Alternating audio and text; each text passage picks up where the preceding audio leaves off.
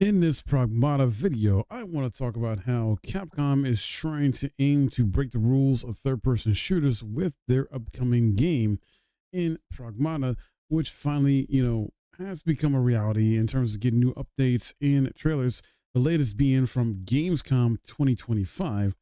And first, let me ask you, how many third-person shooters have you played that all kind of felt the same? Well, Capcom is trying to break the rules with Pragmata, a sci-fi shooter in which you have to hack every enemy before you can do any damage to them. But while it produces a combat experience quite different to anything gamers have played before, there definitely is concern if the same level of ingenuity will be felt in Pragmata's exploration and level design too. Over the past decade or so, perhaps the most popular method to spice up shooters has been increased speed and movement. Examples of this are games like Vanquish, Titanfall, and Doom Eternal. Pragmata twists the dial in the opposite direction, slowing the tempo right down in favor of making each individual combat engagement longer and more complex. Hugh, your armored astronaut, cannot put a dent in the enemy robots until your mysterious synthetic child sidekick, Diana, hacks through their firewall. This is done via a quick minigame. Aiming at a foe displays a grid on which you must draw a line, passing through damage increasing blue tiles on the way to the endpoint. Succeed, and your weapon's free to pump your target full of lead. The hacking challenge varies depending on your targets. Flimsy flying drones are protected by a mere 3x3 grid, while big chunky mechs have a larger 5x5 grid that may also feature blockers that must be avoided as you snake towards the finish line.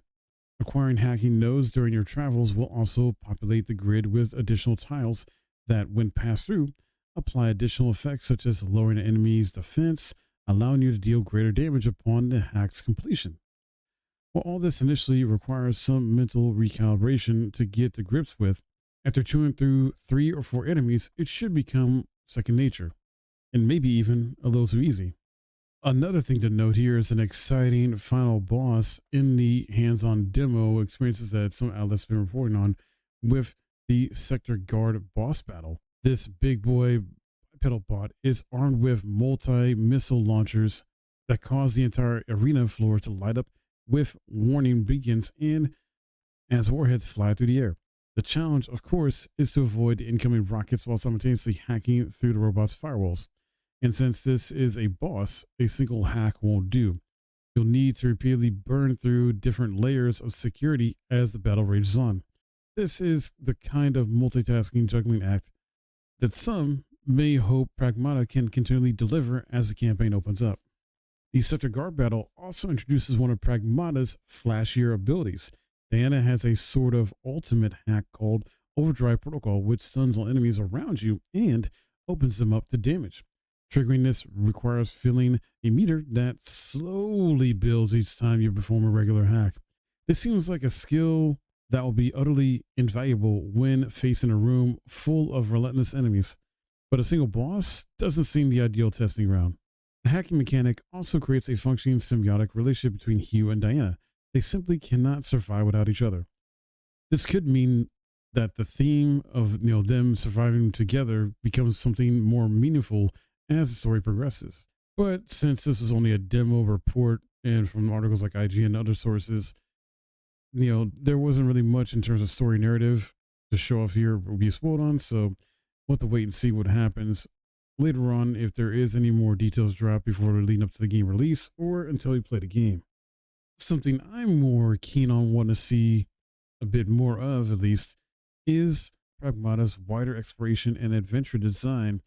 So far, we just seen how the characters look, combat to an extent, but what are fun things in the environment to do, such as environmental puzzles, collectibles, even just music you listen to in the background, things like that. What is going to draw us in when we have the calm moments out of combat?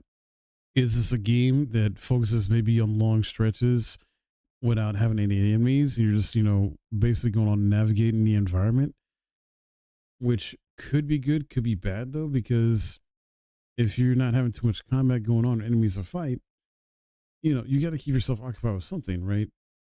So if you're just going without any enemies, fighting and just exploring, but not really much is going on in that environment to explore, well, that's not exactly good engagement for the player.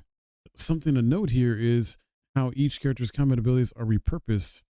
Use suit thrusters used to dodge attacks are here utilized to leap further or hover over long drops. And his hacking skills can rewire the facility's mechanized components, raising or retracting pillars in Pragmata's equivalent of moving crates around.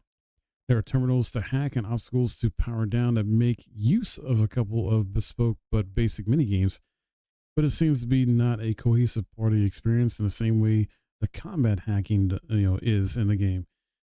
Something I've noticed from the footage we have seen so far too, and what I've been reading about and hearing about, is that another issue is that navigation is marred by an environment that looks near identical no matter what room you're in, resulting in a bit of involuntary backtracking and accidentally running into circles. So that's not good.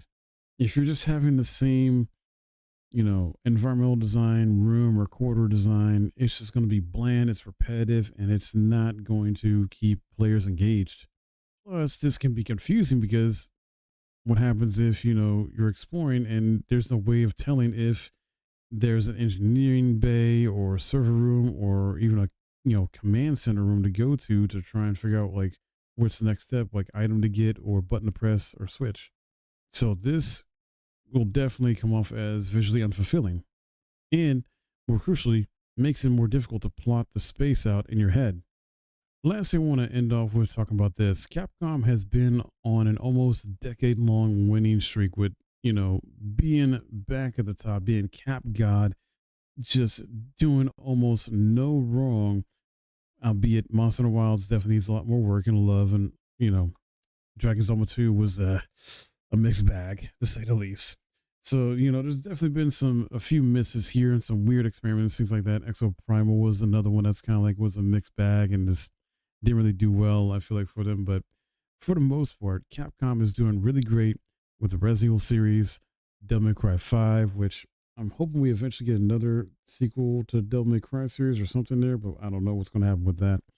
But my point is, with all the success, not just from those games, but Street Fighter 6 and among others, it's allowed them to try and experiment a bit more in regards to this game, Pragmata, being something different and unique in its own right, and trying to put its own spin and twist on the third-person shooter with how this, hacking works in the game and stuff like that before you can actually damage the enemies and bosses. So I just hope that it doesn't, end up being something stale, bad performance, uninteresting from environments and storytelling, things like that. This should be a fun game, and I hope Capcom can knock this out of the park. I definitely want this game to be good. I want it to be successful, and I want people to enjoy it, myself included. I want to enjoy this game. So hopefully, the combat isn't so simple with the engagements and exploration, not being all that good or just feeling bland. I definitely hope the combat opens up a bit more and the environments are not the same old stuff in terms of design. Have fun, Capcom. Be weird with it. Just make it more engaging, more fun to explore the game, go on an adventure, and stuff like that. And hopefully these characters are really great characters with Hugh and Diana. But that's all I got for you in this video. We'll wait and see what happens in the future. More updates we get from this. This is definitely a game I'm keeping my eye on, as well as you should too. If you enjoyed this video and learned something, I would appreciate a thumbs up. Subscribe if you're new. Also, don't forget to sound off in the comments below. Let me know your thoughts on this as well too. I'll see you guys in the next video.